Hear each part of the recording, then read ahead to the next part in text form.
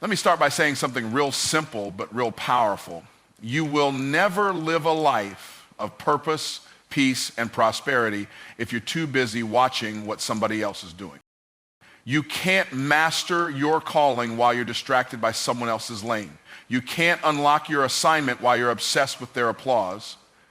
And you definitely can't walk in your divine design while constantly worrying about who's ahead of you. Listen, focus on yourself, not because you're selfish, but because you're responsible. You are the steward of your life, not theirs. You are the architect of your vision, not their audience. And the sooner you realize that, the sooner your life starts shifting.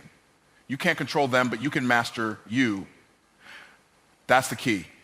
That's truth most people don't want to hear because it's easier to shift blame than it is to build discipline. It's easier to say they're the reason I'm stuck than it is to say I've been getting in my own way.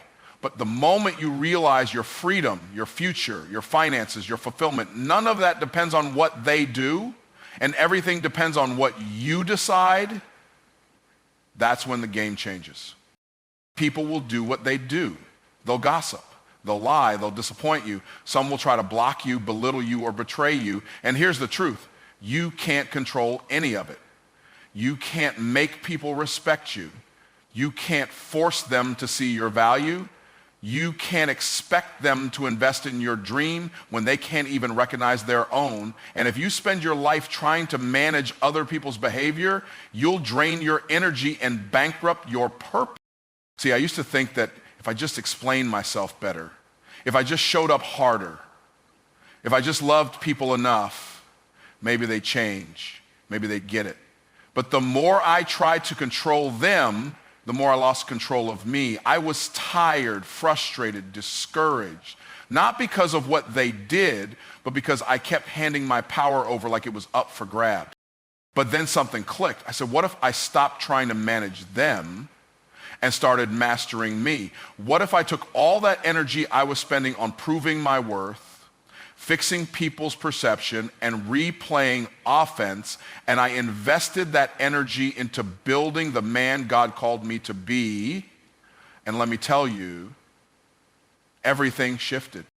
Because when you focus on mastering yourself, you no longer need their validation to feel valuable. You no longer need their agreement to feel grounded. You stop walking into rooms wondering if you're enough, and you start walking in knowing you bring something to the table. Your energy speaks before your words do. Your confidence comes from clarity, not compliments. You can't control the economy, but you can control your hustle. You can't control how people treat you, but you can control how you respond. You can't control if the door opens, but you can control how prepared you are when it does. And that right there is the difference between those who wait for life to change and those who become the change. The ones who succeed don't have perfect circumstances. They have a powerful mindset. They've learned how to master their emotions, their schedule, their thoughts, their decisions. That's what separates the talkers from the builders. That's what elevates good intentions into great execution. Because listen, your breakthrough is not waiting on them, it's waiting on you. Your next level doesn't need their permission, their applause, or their participation. It just needs your focus. You don't rise when they believe in you. You rise when you start believing in yourself enough to do the work, show up, stay consistent, and stop quitting every time it gets uncomfortable. So, no, you can't control them, but that's okay. You don't need to. Because the moment you start mastering yourself, you won't need to control your environment. You'll start transforming it. The comparison trap is one of the most subtle, seductive enemies of success. It creeps in quietly, often, when you're not even paying attention. You scroll through your feed, see someone announcing their promotion, posting their vacation, flashing their new car, talking about their six-figure month, and before you even realize it, you've gone from inspired to insecure, from focused to frustrated, from gratitude to grumbling, all because you've started measuring your worth with their ruler. Let me tell you something that set me free. God didn't create you to be a clone of someone else. He gave you a unique fingerprint a specific assignment, a divine design that no one else on this planet can fulfill. That means you're not behind, you're on your schedule, you're not late, you're right on time for your journey. But when you live in comparison, you'll always feel like you're not enough, even when you're walking in exactly what you prayed for. I remember a season in my life where I was grinding, growing, stretching myself, and I was making real progress. But then I looked left, I looked right. I started watching other people who seemed to be blowing up faster, doing it bigger, louder, flashier. And just like that, I lost my momentum. Not because I wasn't moving, but because I was no longer moving with conviction. I had traded my vision for their highlight reel. See, comparison doesn't just rob you of joy. It robs you of clarity. It blinds you to your own blessings. It convinces you that your lane isn't enough, your pace is too slow, your process is too messy. And that is a lie from the pit of hell. Because let me be real, what you're calling behind might just be God's way of building depth. What you think is a delay might be divine development. And the reason your journey looks different, because your destination is different. You cannot compare your chapter 3 to someone else's chapter 30. You don't know the cost behind their success, the nights they cried, the prayers they prayed, the sacrifices they made. You're comparing your seed to their harvest, and that's never a fair fight. Instead of looking at what they've built, ask yourself, am I stewarding what God gave me? And here's the irony. When you're looking at them, they might be looking at you. They might see your strength, your resilience, your peace, your creativity, and wish they had what you have. That's why comparison is such a trap. It will have two people with blessings in their hands feeling broke in their hearts. But the moment you decide to stop watching others and start watering your own garden, you'll see growth. You'll start to notice how far you've come. You'll realize that your lane isn't narrow, it's sacred. That your story isn't small, it's significant. That your progress isn't slow, it's strategic. And when that shift happens, comparison loses its grip. You start moving with purpose again. You start celebrating others without resenting yourself. You stop performing for approval and start creating from alignment. You stop chasing someone else's dream and start living in the power of your own. Because at the end of the day, you weren't created to keep up, you were created to stand out. Your identity drives your productivity. Who you believe you are determines how you show up in the world. If you see yourself as someone average, you'll move like someone average. If you see yourself as a leader, as someone who is disciplined, purpose-driven, destined for greatness, you'll begin to move, think, speak, and decide in alignment with that identity. That's why focusing inward, getting clear on who you are and whose you are, is one of the most powerful shifts you can ever make. Most people are not stuck because they don't have the skills. They're stuck because they don't see themselves the right way. They think success is about hustling harder or getting more strategies, but listen, you don't rise above your self-image, you rise to it. If deep down you don't believe you're worthy of success, you'll keep sabotaging every opportunity. If you don't believe you're valuable, you'll keep settling for crumbs when you were born to sit at the table.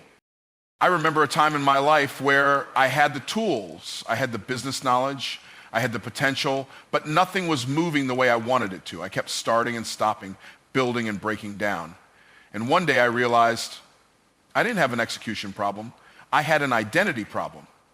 I still saw myself through the lens of my past, the failures, the mistakes, the missed chances. I was trying to build a future from a foundation of broken beliefs. And as long as I saw myself as small, my results followed suit. So I had to shift. I had to start declaring who I was becoming, even before I saw the full evidence of it. I had to wake up and say, I am disciplined. I am focused. I am a finisher. I am a leader. I am worthy of overflow. Not because it felt true at first, but because it needed to become true. I had to rewire my mind to match my assignment. And guess what happened? My productivity didn't just improve, it multiplied. Because when your identity aligns with your intention, your energy becomes focused, your decisions get sharper, your time gets invested, not wasted. You stop procrastinating because you're no longer afraid. You stop shrinking because you know you belong. You stop quitting because you realize it's not just about goals anymore. It's about who you are becoming in the process. The difference between people who rise and people who remain isn't just what they do, it's who they believe they are while they're doing it. A millionaire mindset and a broke identity will always self-destruct.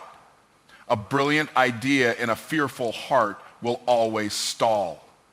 But when you shift your identity, when you choose to believe you are born for more, that you are called, chosen, equipped, and capable, that's when the power shows up. That's when doors open. That's when momentum builds. Because your external world always echoes your internal beliefs. That's why you've got to guard your identity. Speak life over yourself. Surround yourself with people who remind you of your power, not your past. Feed your mind the same way you'd feed your body if you were training for battle. Because guess what? You are in a battle. Not against other people, but against every lie that ever told you that you're not enough. And the truth is, you're not just enough, you're more than enough. When you own that, when you embody that, when you walk in that identity with boldness and conviction, your productivity becomes supernatural. You stop chasing success and start attracting it. You stop operating in survival mode and start moving in assignment mode because you finally understand you weren't created to hustle for your worth. You were created to live in it. Discipline is the bridge between where you are and where you want to go. It's the invisible force that turns your dreams into daily actions, your goals into results. We live in a world that celebrates quick wins, overnight successes, and viral moments. But the truth is, real transformation doesn't happen in a flash. It happens in the unseen, consistent moments. It happens when you choose to show up day after day, even when no one is clapping, even when the rewards aren't immediate. Let me tell you something I've learned the hard way. Without discipline, nothing lasts. You can have all the talent in the world, all the vision, all the passion, but without discipline, you'll never sustain success. The world is full of people who start with excitement, but few finish with endurance. How many times have you started a project, a workout routine, or a business idea only to let it fizzle out when the thrill wore off or when the first obstacle appeared? The reason you didn't finish isn't because you weren't capable, it's because you didn't develop the discipline to see it through. I used to think that discipline was all about brute force, that I had to push myself relentlessly, that it was all about willpower. But as I grew, I realized something more powerful. Discipline isn't about forcing yourself to do things you hate. It's about making a choice to build habits that serve your future. It's about making the decision to say no to instant gratification because you know it's not aligned with where you want to be. Discipline is the ability to delay gratification, not because you're depriving yourself, but because you have a vision for something greater. It's about investing today for the life you want tomorrow. The real test of your discipline isn't when things are easy. It's when life throws distractions in your face, when your emotions pull you in one direction, when fear and doubt start whispering in your ear, that your discipline says, even though I don't feel like it, I will show up. It says, even when it's hard, I will keep going. It says, even when nobody else believes in me, I will keep believing in myself. For me, discipline has been the cornerstone of every breakthrough. The days I didn't feel like working, but I did it anyway. The mornings I didn't feel like waking up early, but I knew it would move me closer to my goal, so I dragged myself out of bed. The times I didn't feel like staying focused, but I knew if I didn't, I'd lose the momentum I'd built. Those weren't glamorous moments. They weren't celebrated moments. They were quiet moments. But it's in those moments that the real growth happens. Discipline is not a punishment, it's a power. It's what separates the dreamers from the doers. It's what takes you from wishing to winning. Because dreams don't work unless you do. And the more disciplined you are, the more you find that success doesn't feel like a struggle. It feels like a natural consequence of the effort you've put in. It's the small, consistent actions that compound over time to create extraordinary results. I know it's hard. I know it's easy to get distracted, to procrastinate, to lose sight of the bigger picture. But discipline is your lifeline when everything else falls apart. It's the muscle that gets stronger the more you use it. It's the anchor when the storms of doubt, discouragement, and distraction come. When you commit to building discipline, you're not just committing to a series of actions, you're committing to a mindset. A mindset that says, I don't wait for motivation to strike because I'm disciplined enough to act even when motivation is nowhere to be found. A mindset that says, I'm not interested in a shortcut, I'm in it for the long haul. And as you build that discipline, something incredible happens. You stop needing external motivation. You become your own motivator. You rely on your own internal commitment to push you forward. The beauty of discipline is that it doesn't just change your habits, it changes your life. It changes how you see yourself. It builds confidence because you begin to trust yourself. You trust that when you say you'll do something, you'll follow through. You trust that even when it's hard, you'll push through. And that trust becomes a force of its own, propelling you toward your goals.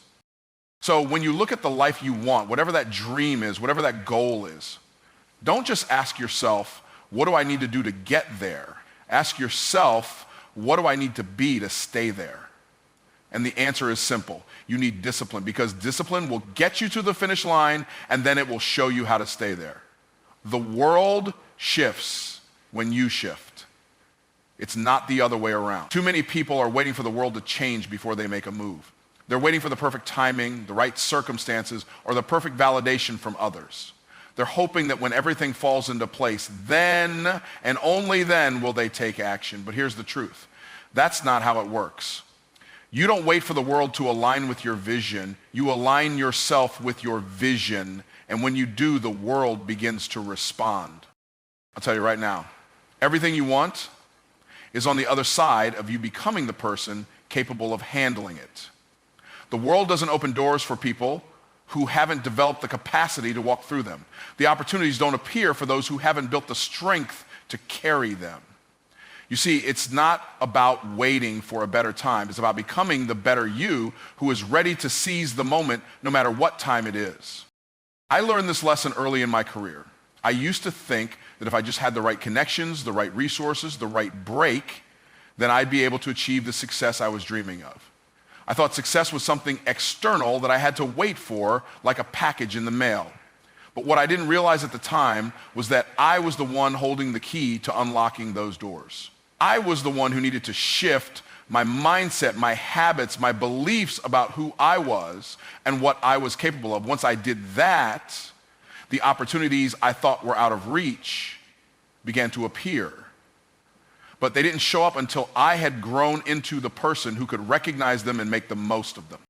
It's like the moment when a seed is planted in the soil. The seed doesn't sit around waiting for the tree to appear. No. Once it's planted, the seed begins the process of transforming itself, pushing its roots deep into the earth and reaching toward the sunlight. It doesn't wait for the right conditions to happen first. It creates the right conditions by growing. In the same way, your growth comes first. You don't wait for the world to change for you. You change yourself first, and that transformation will create the environment you need to thrive. When you start shifting internally, when you begin to see yourself as capable, worthy, and ready for more, the world has no choice but to reflect that back to you. Opportunities that seemed out of reach will start showing up. Relationships that were stagnant will begin to grow. Your business will start moving in the direction you've been praying for, not because the world changed, but because you did. You started showing up differently, thinking differently, acting differently. And that shift, no matter how small, creates a ripple effect that touches everything around you. One of the most powerful things about shifting is that it puts you in the driver's seat of your life. You stop waiting for someone else to make things happen for you, and you take responsibility for creating your own future. You stop blaming the economy, your circumstances, or the people around you. Instead, you start looking at the resources, the talents, the opportunities that are already in your life, and you make the decision to use them. When you shift, you take the power back. And here's the kicker. When you change, others notice. When you shift your energy, people begin to feel it. They feel your confidence. They feel your clarity. They feel your resolve. And suddenly the doors that were closed start opening. The opportunities you thought were out of your reach become accessible. It's not magic, it's the law of attraction at work. You attract what you are, not what you want. And when you align with the best version of yourself, the world can't help but respond. I'm not saying everything happens overnight. No, you'll face challenges, you'll have setbacks, but the difference now is that when you're shifted, you approach those challenges with a different mindset. You don't see them as roadblocks, you see them as stepping stones. Every challenge is an opportunity for growth. Every setback is a lesson in resilience. Every no is one step closer to a yes. When you shift, you start seeing problems as possibilities. And that is the game changer. But here's the key. The shift doesn't happen passively. You have to take deliberate action. You have to make the choice every single day to show up as the person you're becoming. Every decision you make, every habit you build, every thought you think, all of these things shape your reality. And the more you align with your highest self, the more your external world begins to reflect that alignment. So when you make the decision to focus on your growth, to focus on your transformation, you are not just improving your own life, you're changing the world around you. You are the catalyst for your own success. And that success doesn't just benefit you, it ripples out and impacts everyone in your life. The moment you change, everything around you begins to change. And when you realize that, when you understand that power is within you, that's when the real shift happens. It all begins with you. You don't need to wait for the world to change for you. When you change, the world will change with you.